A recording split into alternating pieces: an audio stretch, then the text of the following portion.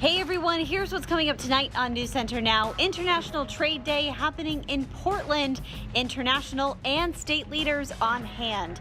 Plus, Lee Nelson will share the last installment of his Portland Reborn series, a look at the boom of the hotel industry. And the gift of life, how a daughter's death gave a mom in Lewiston a second chance. This is News Center Now.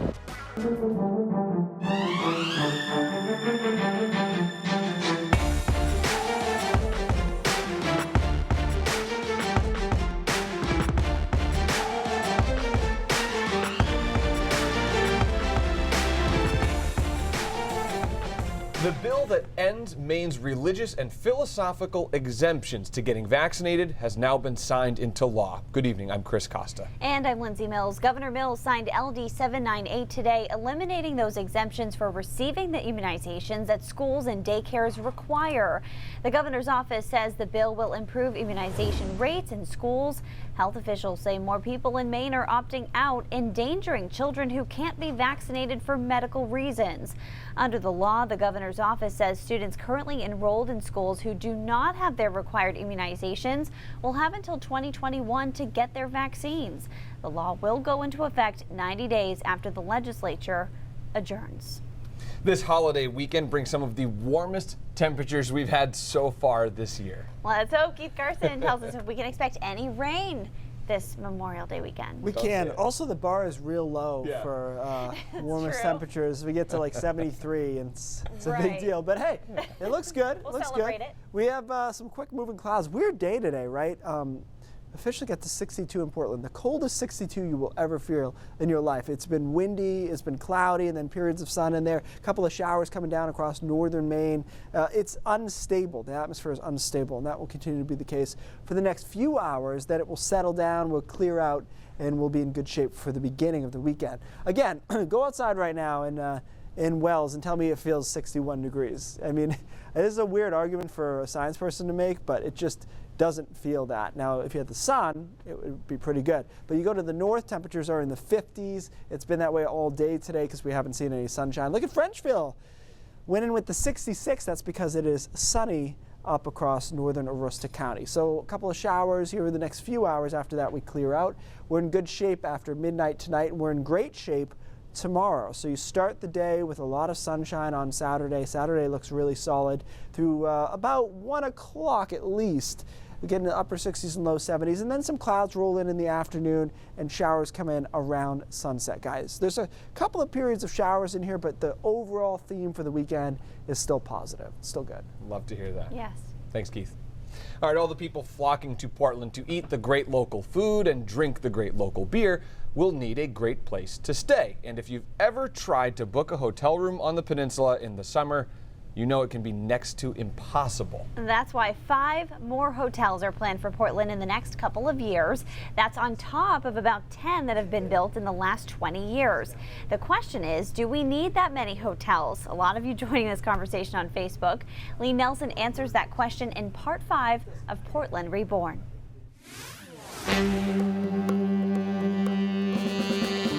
If you stayed in a hotel in Portland 30 years ago, you probably booked a room at the Holiday Inn by the Bay or 2 blocks away at the Eastland, which was actually the Sonesta 30 years ago and technically is the Westin now, but that's another story.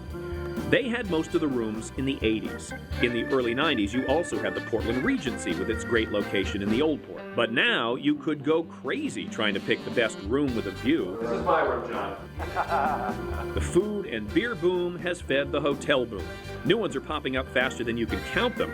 The Courtyard Marriott, the Hyatt Place, the Hampton Inn downtown, the Hilton Garden Inn, the Portland Harbor Hotel, the Black Elephant Hostel, the Residence Inn downtown, the AC Hotel, and the Press Hotel. According to Steve Hewins of Hospitality Maine, Portland has had 11 straight years of record growth in the hospitality industry. And that's based on tax receipts of the state. So hotel and lodging taxes are growing every year. This most recent year just completed, we grew in excess of 5%, on top of record. So it's continual. I spoke to Steve at the Press Hotel, built in the old Portland Press Herald headquarters. This boutique hotel opened in May of 2015. Now, boutique means it has artistic touches that are unique to this property.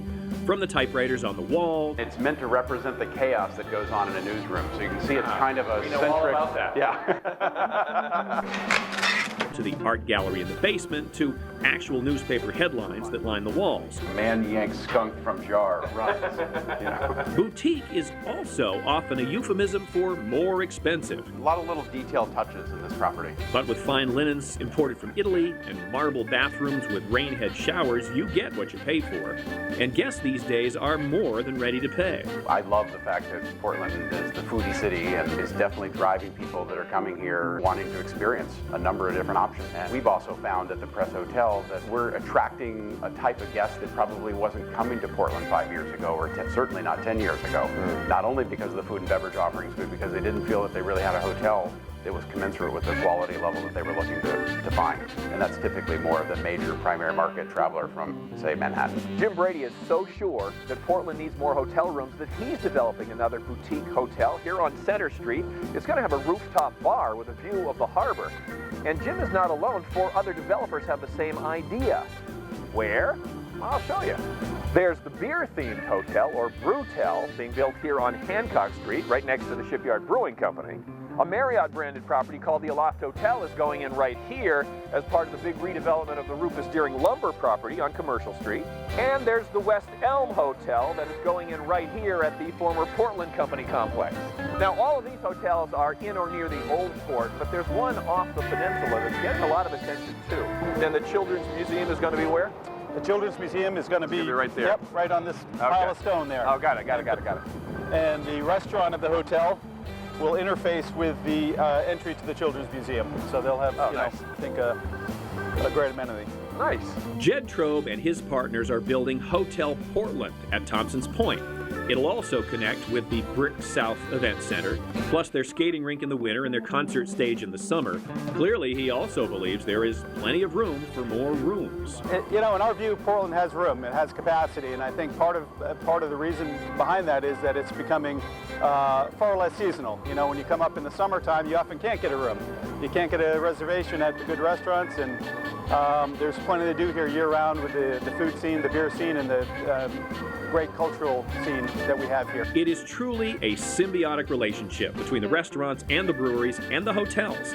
They need each other to survive. Can't get beer at this level at a grocery store. And at least for the time being, they're doing so much more than surviving. Nobody is allowed to leave hungry. They are thriving. We leave hungry, we fail. Enjoy. In a Portland reborn. Everything tasting good? Phenomenal. What a fun series. It's been really cool to watch all of those. And the guy said in the story there, you can't find beer of this caliber in a grocery store. I will tell you, as a beer nerd, if you look hard enough, you will find that beer in a grocery store, so to speak. But we got into the whole discussion on Facebook Live yesterday about the 4 cans versus 6 cans now, because for a lot of those craft beers, you only get 4 cans. Is it the same amount of volume? I think. Well, let's see. It might 16-ounce cans, 4 times 16 is 64 versus 12 times 6 is 72. So you're getting a little bit less. You're very brave right now with these numbers. Keith will tell me I'm wrong in like 2 seconds. All good, all good. All right, wood waste for jet fuel or seaweed for biofuel. Maine has a lot to learn about the bioeconomy, and today the state found out it has a lot in common with a global leader in the industry. Also ahead. You don't hear, okay, my sister died and then that saved my mom's life. The incredible story of the gift of life and how a daughter's death saved her mother. Leaders from across the state and around the world were in Maine's largest city for International Trade Day. We've heard a lot recently about new uses for resources we already have plenty of, like wood waste for jet fuel or seaweed for biofuel. The future of Maine's bioeconomy was front and center at this trade show in Portland, now in its 39th year. Among the hundreds who were there today, Governor Janet Mills and Finland's permanent secretary of the Ministry of Agriculture and Forestry. While there's a lot Maine can learn from Finland and other Nordic countries that have become global leaders in bioeconomy, she says there's a unique connection between Finland and Maine. We have so much in common, plenty of forest, plenty of water. So by combining the resources and combining especially the expertise, I think that we can do much more than we have done in the past. Innovative scientists from the University of Maine were also there today. One group, for example, is seeking a patent for human bones. They created human bone replicas, essentially from wood pulp. They say this could be a game changer for orthopedic materials in the medical world. Who knew that Portland was, or Maine in general, was so advanced in that type of technology? That's cool. It is really interesting, and we're going to see, I think, a new chapter unfolding here in terms of our economy as well, with all these bioeconomically inventions. Cool. Really cool. A Memorial Day tradition in Portland almost didn't happen. Coming up, we'll see how the Decoration Day commemoration was saved. Plus the story of how a daughter's death saved her mother's life. And hopefully Keith has some warm temperatures saved for us. His forecast is next. The second chances that come from receiving a life-saving organ can change a family's life. And according to the National Kidney Foundation, there were 107 Mainers waiting for a kidney in 2018. For one family in Lewiston, that life-changing moment came on the heels of terrible news, the death of their daughter. The Grenier family says it's whom the organ came from that helped them cope with that loss. It's a little water damage, but it's one of my favorite pictures of us. It was me and her at her wedding. I was 3 years old. A 19-year age difference is quite a bit, but not enough to distance Molly Grenier from her older sister Megan. They were, by all accounts, inseparable until this year. It was like the last time that we were able to spend together, but it was a really great time. About 1 month ago, Megan fell and hit her head. She later went to the hospital, where doctors discovered bleeding in her brain. And they said, yeah, you guys need to get here as soon as you can. This is pretty serious. No matter what doctors tried, they could not stop the bleeding.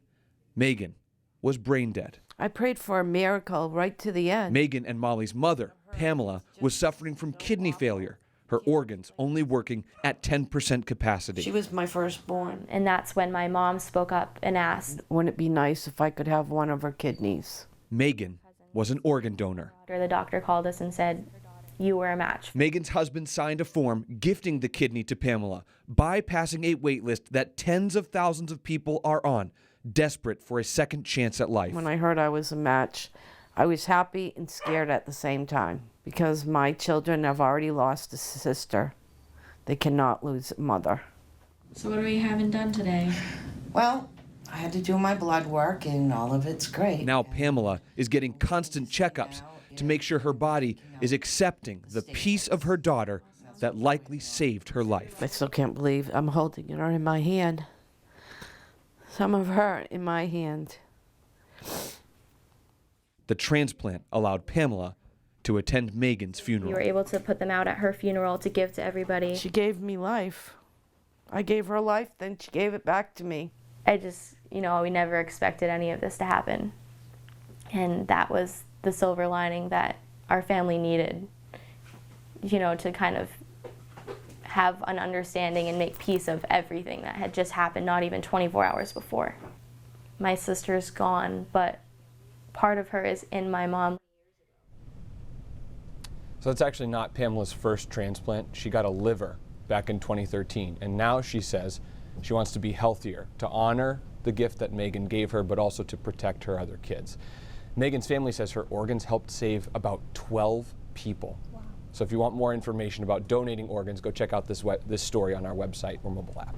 This is something that a lot of parents in our newsroom were talking about too. Just how do you live knowing that your life was a gift from death? Yeah, and I mean, you see these reunions of people who get a kidney or other organs donated and transplanted. And there's something about this story that just kind of makes you feel like that mom's got a piece of her daughter. Even though she can't be there in human form, she's with her mom and her family forever. Very powerful, so I like Chris. that. Very powerful. Switching gears we will do, because we got to talk about this holiday weekend forecast. Everyone's asking about it, Keith. It's looking good. It's looking good. It's not perfect, but I can't think of a Memorial Day weekend that was. Sure. So overall, I'm going to give this, preemptively, I'm going to give this like a 7.5 out of 10, which is pretty solid. For It you, yeah. potentially could be higher, but we'll see. We'll see how it shakes out in the end. Right now, we had a day that was very convective and unsettled and coolish, especially over central Maine, only in the 50s. But look at Caribou and look at Sanford. What you're seeing is two areas far apart in the state that saw some sunshine, so that drove temperatures up quite a bit. We're starting to clear some of the clouds out, just about to get that clearing line in Bangor, and then down into central and southern Maine. This clearing line is pretty distinct, so you'll actually probably see it come through if you were to look up at the right time. A couple of showers still in Aroostook County, but most of us are dry, and that's how we'll stay through the rest of tonight. Current temperatures in the upper 50s, low 60s, but again, as I mentioned, it is a coolish 60 in a lot of spots, but those gusty winds still kicking around and the sun not really involved here. So showers settle by tonight. Midnight it is clear. After that, we get off to a great start on Saturday. A lot of sunshine there through the first half of the day. Really, really solid. It's not until later in the afternoon that we start to see some clouds roll in, 2, 3 o'clock for most of us. We're in the 70s though at that point, so it's still nice. And then showers start coming in late in the afternoon into the early evening. They come through overnight and into early Sunday morning. So Sunday morning we start with some clouds and some showers. The middle of the day on Sunday looks good, and it looks pretty warm. You can see a lot of 70s and perhaps a few 80s popping up away from the coastline Sunday midday. That fuels some thunderstorms. Those drive through in the afternoon, and then we are cleared out and in good shape for Memorial Day. Memorial Day is start to finish the only dry day, but it might not be your favorite day. It's conceivable that you'll actually enjoy Sunday more, even though there's some showers and thunderstorms, because it will be warmer and it'll be more humid, if you like that. I like it a little bit this time of the year. So here's a look at kind of the chances of how this all breaks down. Looks dry, and then a chance of showers overnight into Saturday into Sunday morning. Middle of the day Sunday is good, and then into some thunderstorms possibly on Sunday afternoon. By the way, not everybody gets those thunderstorms Sunday afternoon. It'll be probably the usual suspects out towards Sebago and maybe up into Lewiston and across into Bangor. All right, after that, we got to watch what's happening next week. We're just on the line here between real heat and Maine summer. So Wednesday and Thursday, it's going to be close. At this point, I'm playing it pessimistically, so I can always change it and you'll be happy. That's the best way to look at it. So we're watching that front on Wednesday. I think we're going to end up on the wrong side of that front. We may be mild on Thursday and then drive a thunderstorm through. But it could be, after a nice weekend, it could be a little painful on Wednesday because it's potential that it'll be, 90 in Connecticut and we'll be 55. So, that's what happens. But focus on the positive. The weekend looks good. Awesome. That's good news. All right. Thanks so much, Keith. We actually have some breaking news that we need to tell you about. A verdict has been reached in the Jalik Keene trial. Keene is accused of raping and murdering 19-year-old Michaela Conley at a school playground in Bar Harbor last year. Sean Stackhouse is live now with more details. Sean, the verdict just delivered. Chris and Lee, not even 5 minutes ago, the jury reached the verdict finding Jalik Keene guilty on all counts of the 2018 rape and murder of 19-year-old Michaela Conley in Bar Harbor. It was a very emotional scene inside of the courtroom as the verdict was read. There were at least 30 friends and family inside of the courtroom at the time, and throughout the rest of our evening newscast, we'll be bringing you updates on what some of the testimony was said earlier today. Jalik Keene even taking the stand himself earlier this morning. And we'll be bringing you all of that as we go forward. But that's the news that we have right now. This all just happened about 5 minutes ago. Chris and Lindsay, I'm going to send things back to you. Sean Stackhouse live in Ellsworth tonight for us. Thanks so much, Sean. And we do, of course, have more details right now at our website and mobile app. Well, this holiday weekend is a time to honor the lives who never returned home from serving our country. From parades to services, communities everywhere have plans to pay tribute in some way. But this year, a tradition for Portland's Deering Center almost didn't happen. The Decoration Day commemoration for the last 5 years starts with a procession from Longfellow School and ends with a commemoration at Evergreen Cemetery. When Bobby Cope found out in March the event was in need of new fundraising leadership, she didn't hesitate to take on the planning. She says an outpouring of support from her neighbors followed. People crave community, and I just love that phrase. And I think what we're creating here is a community event that's important. This year's event is planned for Monday, Memorial Day at 2 in the afternoon. A lot more coming up on News Center Maine at 5:30. A former Catholic priest convicted of abusing a boy in Maine has been sentenced. Ronald Paquin was found guilty of 11 of 24 counts of gross sexual misconduct last year and now knows how long he will be behind bars. And the city of Westbrook will soon be ready to rock. This weekend, the new concert venue Rock Row opens up. News Center's Cameron O'Brien will let us know what still needs to be done to get ready. All right, a lot more happening on News Center Maine at 5:30, but brain drops when we come back.